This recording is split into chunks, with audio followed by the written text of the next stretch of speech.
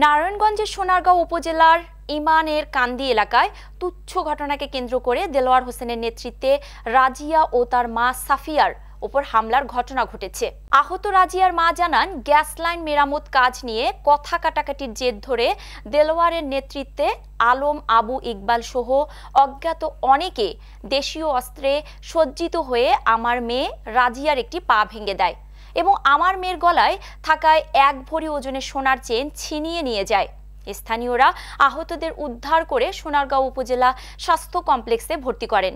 এ ঘটনায় সোনারগাঁ থানায় একটি লিখিত অভিযোগ দায়ের করা হয়েছে।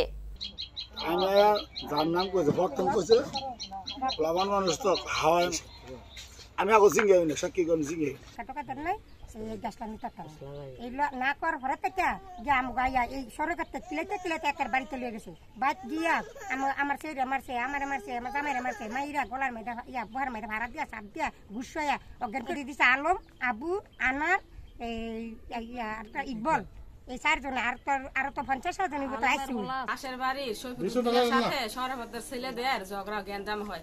তারা লাঠি তারপরে অনেক কিছু নিয়ে তাদের মারতে আসে।